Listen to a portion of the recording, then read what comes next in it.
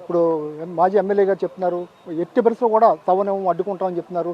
మరి జేఏసీ నాయకులు కానీ మీరందరూ కూడా ఏం చెప్పబోతున్నారు? ముందుగా ఈ యొక్క ప్రోగ్రామ్ కండక్ట్ చేసిన ప్రైమ్ మినిస్టర్ వాళ్ళకి అందరికీ ధన్యవాదాలండి. ఇది చాలా ముందుగా ఇలాంటి కార్యక్రమాన్ని నిర్వహించున్నట్టయితే మా ఆదేశాలకు చైతన్యం వచ్చే విధంగా ఉండను. అయితే ఇప్పటికి కూడా మీరు పెట్టిన చాలా సంతోషం అండి. చాలామంది ఇక్కడ విద్యావంతులు ఉన్నారు, రాజకీయ నాయకులు ఉన్నారు, చాలామంది ఉన్నారు. ఇవాళ ఏజెన్సీ ప్రాంతంలో ఉన్నటువంటి అపూర్వమైన సంపద మాది. సముద్ర మట్టానికి 3000 అడుగుల ఎత్తులో ఉన్నటువంటి మా ప్రాంతంలో కొండ మీద నీరు ఉంటుంది. అదే మైదాన ప్రాంతంలో ఉన్న అడవుల్లో నీరు ఉండదు. ఎందుకు ఉండదు అంటే ఇక్కడ ఖనిజ సంపద ఉంది. దానివల్ల అది కావలసినంత నీరు పీల్చుకొని మిగతా దొరుకుతుంది. దీని విధంగా ఇక్కడ ఈ సంపద ఉందని మా గిరిజనులకు తెలియదు. మా ఆదివాసులకి తెలిసిందంతా అడవి. తాతలు ముత్తాతల నుంచి తరతరాలుగా అడవి సంపద పలసాయం మీద ఆధారపడి బతుకుతుంటారు వీళ్ళు. లోపల ఖనిజాలు ఉన్నాయని తెలియదు. అయితే మా ఆర్థిక పరిస్థితి ఏంటంటే ఇక్కడ మాకు ఇండస్ట్రీస్ లేవు, ఓడర్ రేవులు లేవు, విమానాల రేవులు లేవు. అడవి ఆధారం, అడవి మా సంపద. అడవి మీద వచ్చేదాని మీద ఆధారపడతారు. దీన్ని ఇప్పుడు ఏం చేస్తుందంటే బడాబాబులు, కార్పొరేట్ సంస్థలన్నీ కూడా మరి ఈ సంపదను కొల్లగొట్టడానికి హైవే రోడ్లు వేస్తూ మరి ఈ సంపద ద్వారా మాకు అభివృద్ధి చేస్తామనే పేరుతో మమ్మల్ని మోసం చేస్తూ మరి కొంతమంది బినామీలుగా కొంతమంది మా వాళ్ళనే తయారు చేసుకొని వాళ్ళకి ఎంతో ఇస్తామని మోపు చేసి, కొంతమందికి అయితే ఏదో చెట్లు ఇస్తామని సంతకాలు పెట్టించుకొని ఈ విధంగా మోసపూరితాం.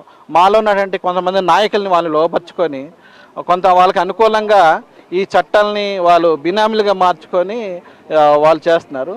మేము ఏంటంటే బినామీ ఆస్తులు నిరోధించే చట్టం అనేది ఒకటి తేవాలి. 1/7 యాక్ట్ ఇక్కడ ఇంప్లిమెంట్ అవ్వాలంటే బినామాస్తులు నిరోధించే చట్టం తేవాలి. ఈ బినామాస్తులు నిరోధించే చట్టం ఎలాగంటే మన ఫైనాన్స్ బ్యాక్గ్రౌండ్ చూడాలి.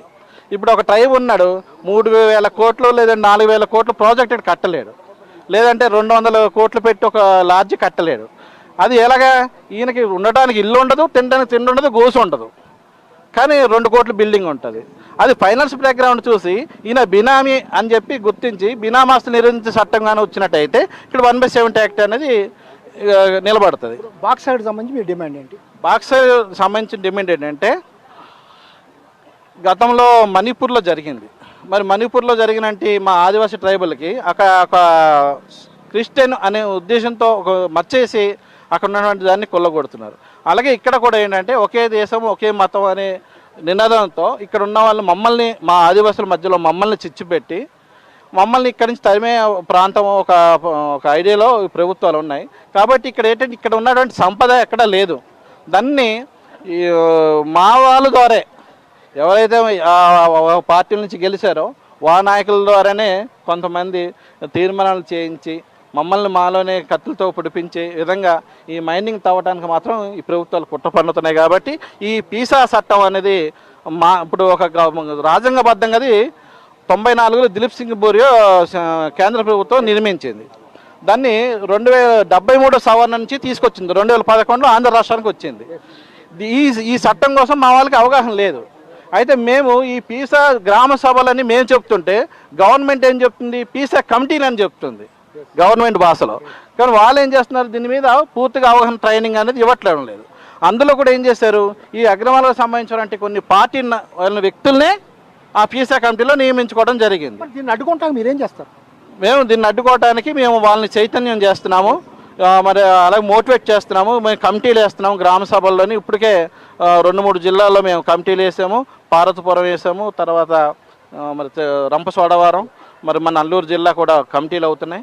వీళ్ళందరికీ కూడా ఒక ట్రైనింగ్ ప్రోగ్రామ్ ఇచ్చి వాళ్ళ మీద అవగాహన కలిగించి ఈ మైనింగ్ని కానీ, బోగస్ ఎస్టీల్ని కానీ, బోగస్ సర్టిఫికేట్ కానీ, లేదా 1/7 ఏ విధంగా అడ్డుకోవాలనేది ఈ గ్రామ సభల ద్వారా మాకు ఉన్నటువంటి ఆయుధం ఇది ఒకటే. తప్పకుండా మీ గ్రామ సభల ద్వారా అడ్డుకుని అందరం కూడా న్యాయం చేసే పరిస్థితి చేయండి. మనం చూసాం ఇప్పుడు